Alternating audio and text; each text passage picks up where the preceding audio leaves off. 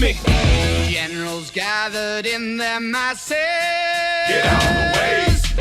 Just like witches at black masses. Alright, this is Adam Clark with Access MMA, and sitting next to me is none other than UFC legend Rich Franklin and future Hall of Famer. How's it going, man?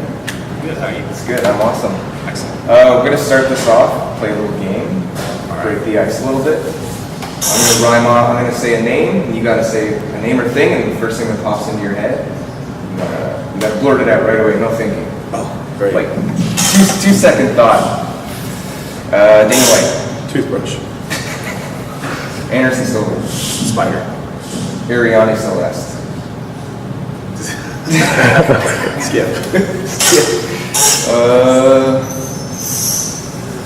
Roy Nelson. Mirror. It's only because I'm looking at one. And I was thinking about the toothbrush when you said Dana. These are just really random. There's no association to this game at all. Alright, let's move on. Okay. I figured I'm going to ask you straight up. You have a movie that they're going to put out, American Fighter, right? About your life? They haven't started making the movie yet. We've signed the life rights deal for it. And the Eisners basically are the group of people that own this thing. And I've met with the writer. They've, I guess, started developing like potential scripts and all that kind of stuff. And they're in that whole process now. There are many steps that happen between now and the time that the movie is getting made, but that's as the process starts to unfold, that's what's the intention. So yeah. Okay. Now, I figured I got the black eye. Yeah, I've got the hat, and I've got the Ben Affleck look-alike. What are the chances of me auditioning to play you in your movie? Well, that's, you know what, you have all the exterior tools, but I would imagine that it's probably going to require some acting skill, and that's the one thing you didn't mention that you have. Well, I have lead role experience. Okay. Grade 5, I had the lead role in a musical. So I have some vocal... But I'm not a singer.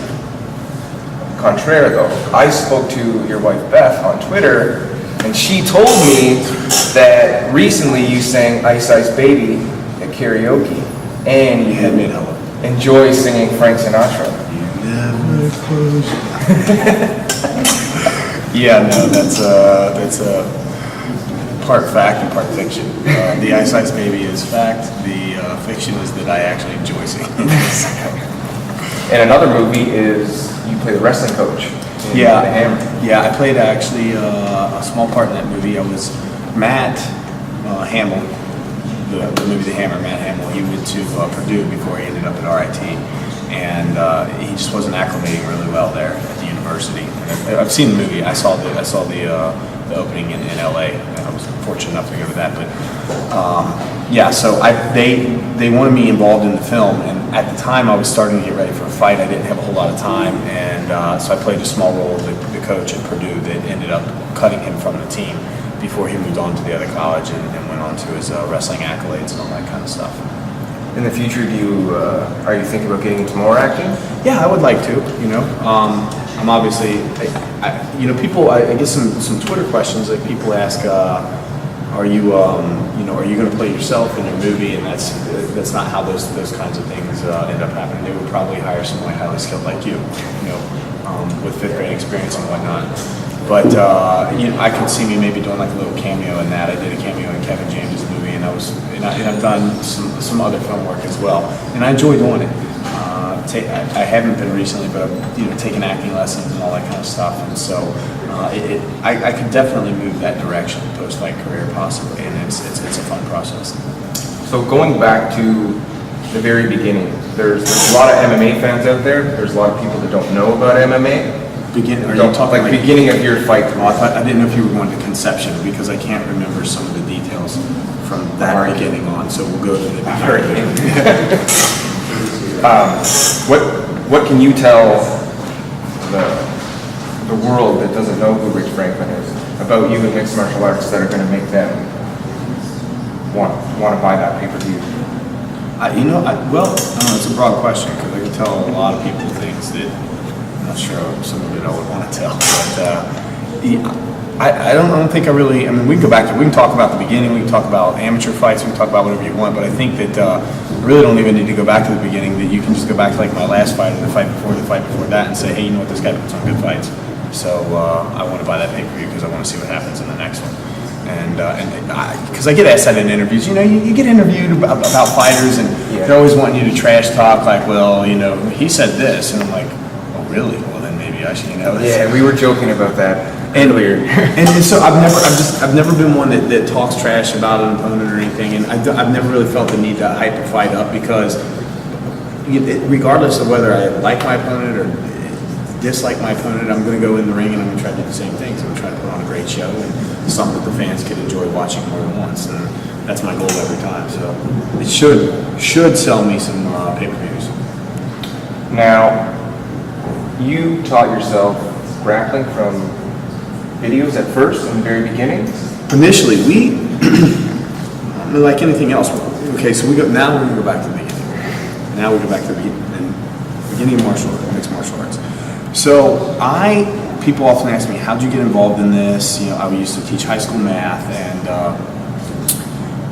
basically what happened was my senior year, when football was over, senior year of high school, I wanted to get involved in something athletic.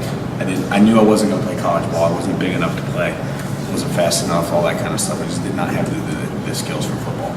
So I got involved in just some traditional karate. My dad had put me in karate when I was a young kid, and it seemed like the logical thing for me to do. I got into karate. I started lifting at the local gym, and then I saw the first couple UFCs, and I thought to myself, if I ever were to get in a fight and had to defend myself, I better learn how to do like some grappling or something like that. So initially, there was actually a Gracie chapter of jiu-jitsu school in Cincinnati, and the head instructor there was a blue belt, which at the time was a huge deal. It's huge to have a blue belt in Cincinnati. Trained there for a little while, and then after a while, I just kind of outgrew that. Like I exceeded the level there, and so it was myself and a small group of my friends. Some people read about us training in a shed. And my buddy Josh Rafferty, who was on season 1 of The Ultimate Fighter, we used to train in basically like a shed that was designed for like lawnmower equipment and yard equipment and stuff like that his mom had cleared out, and she cleared out the shed. We put some carpet down there, and we just grappled in this thing, and we would watch UFCs, rewind, watch, figure out techniques, buy instructional videos, and we were teaching ourselves for a while. And then, at one point in time, I met a gentleman who opened up a fight club at a school, and really we were still teaching ourselves, but we were just in a better facility than a lawnmower shed. We actually had air conditioning in the summer, and heating in the winter, although we didn't really use the air in the summer. And then finally I met George Gurgel, and I've been doing jiu-jitsu with him since. Awesome. You actually answered a question there as well, because I have arguments with my friends on how to pronounce George's last name. Gurgel. I have one friend who says Gurgle. I'm like, that's not his last name. No. If you could really win his heart over by coming into a school and calling him Jorge Gurgle. Loves that. So what are your plans today in Ottawa? You're here for a seminar. Can you say anything about that? Yeah, we're doing so 100% martial arts brought me in. We're doing a seminar today at the school. We're going to do and it's going to be total 3 hours. We'll do an hour and a half of some stand-up stuff, and then an hour and a half of some ground stuff. And then we'll hang out for a little while, go grab some lunch later on, stuff like that. And then we're going to head over to Local Heroes later on tonight, watch the UFC. It's going to be a good show. With Edgar and Maynard is the main event. And we'll be chilling over there. And in between time, I don't know, maybe I'll catch a workout in or something like that. I'm due for shoulder surgery on Tuesday, so I got to get as much working out in as I can. How did you? Hey! Quiet on set, man! How did you end up damaging your shoulder? It was grappling, and just posted out, and my shoulder dislocated and ended up tearing my labrum. Okay, now another game we're going to play is you have 60 seconds to interview me. Okay. Go. Go. Okay. So, looking at the highlights of your life, one of the greatest moments that you've ever had to experience, I'm sure, is interviewing Rich Franklin. What was that like? Absolutely phenomenal. I've never met somebody who's so gracious and so straightforward in talking about their past, and they didn't skip any important stuff. Yeah, but I heard off camera that this guy's like a real douche. I have to disagree. Really? Yeah. Seems like a pretty stand-up guy. Interesting. So now, You were at Algonquin when he was there? Yes. Do you attend the school? Yes, I do. And did you go to the seminar that he taught there? I did, but I did not take part in it. Why is that? I don't know. There's so many people in there. I'm a boxer. I'm not a mixed martial artist. So I prefer to. I do boxing every day. So I let the people who don't have the chance to go in there all the time and train to train. 30 seconds, Rich. Get dirty. Get dirty. I'm getting there.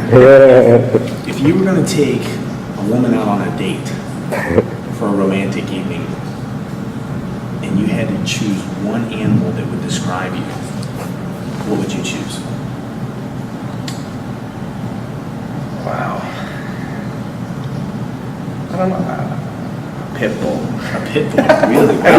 I was thinking badger, so we're kind of in the same category there. You know, they're both ravenous, like Vicious animals. Yeah. So, ladies, careful with this gentleman here. This is, you know, does your license plate say free candy on it, and do you not have windows and stuff like that? No, I don't roll like that. Okay, I'm double checking. So, when you said pit bull, I just didn't know. Maybe pit bull after the date. When you get home by yourself, you mean? No. All right. Good. Okay, that pretty much sums it up. Awesome. Thanks very much for your time and enjoy the seminar. And Ottawa's very happy to have you here. Yeah, awesome interview. Appreciate it. Thanks a lot.